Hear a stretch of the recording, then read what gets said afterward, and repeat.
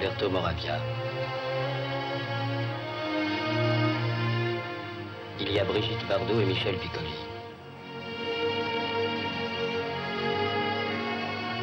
Il y a aussi Jacques Palance et Georgia Moll. Et Fritz Lang.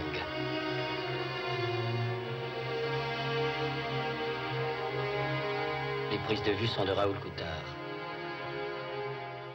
Les circonstances qui m'ont amené au cinéma, c'était en fait un pacte que j'avais fait avec Chaîne d'Enfer. Lui, il avait envie de faire le cinéma, moi pas tellement. Et on avait décidé, quand on était en Indochine, que le premier qui serait dans le cinéma, il essaierait d'appeler l'autre pour venir. Alors c'est comme ça que ça s'est passé. Je veux dire, moi j'étais resté, lui il était rentré en Europe, moi j'étais resté pour faire des reportages.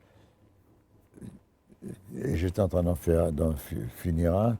Et quand je suis rentré à Saïgon, j'avais un télégramme où Chaîne d'Enfer me demandait si j'étais d'accord, en me disant qu'il avait trouvé un film à faire, et il me demandait si je voulais être son chef opérateur. Voilà, c'est comme ça que je suis allé dans le Cinoche. Finalement, je ne savais pas trop ce que c'était que d'être chef opérateur.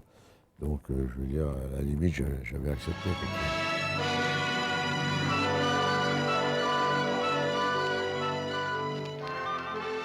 Le premier film que j'ai fait, il était compliqué. Parce que quand on a commencé le tournage, c'était un film en couleur. C'était à une époque où on ne faisait pas beaucoup de films en couleur. Bon, on avait une pellicule qui n'était pas sensible du tout, qui devait faire 35 ASA, quelque chose comme ça, avec très peu de souplesse. On avait 2 diaphragmes au-dessus et deux diaphragmes en dessous. C'est-à-dire que c'était une pellicule il fallait vraiment que ce soit bien éclairé. Bon, ensuite, Cinémascope, alors là c'est encore plus rarissime parce que le Cinémascope c'était une exclusivité Fox. Donc il n'y avait encore pas de Français qui s'étaient lancés dans cette histoire-là. Et puis, une chose qui était assez compliquée, c'est que pendant 10 mois, qui ont duré le tournage en Afghanistan, je n'ai jamais vu de rush. C'est-à-dire je n'avais des images que je faisais que des comptes rendus avec des chiffres. Bon. Mais comme je n'y connaissais pas grand-chose, ça ne me turlupinait pas tellement. Je savais que j'étais bien dans les normes et tout ça, donc j'étais relativement tranquille de ce côté-là. Ensuite, ça a été Pêcheur d'Islande, qui était aussi une fiction. Bon, là, j'étais un peu plus aguerri. Bon, et puis le quatrième, qui fait que je suis ici aussi, que je suis ici, assis, ici. Le quatrième, c'était À bout de souffle.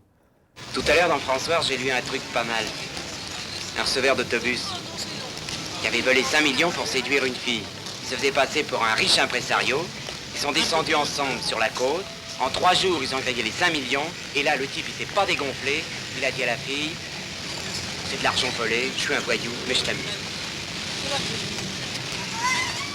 Et ce que je trouve de formidable, c'est que la fille l'a pas laissé tomber. Elle lui a dit, moi aussi, je t'aime bien. Ils sont remontés ensemble à Paris. Et on les a pincés alors qu'ils cambriolaient des villas à Passy. Elle faisait le guet. C'est gentil de sa part.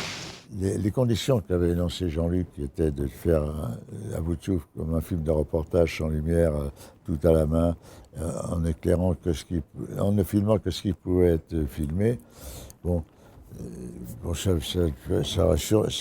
aurait sûrement emmerdé un certain nombre de mes collègues qui étaient plus avancés au point de vue de leur notoriété. Moi, je n'avais rien à perdre, j'avais rien à gagner.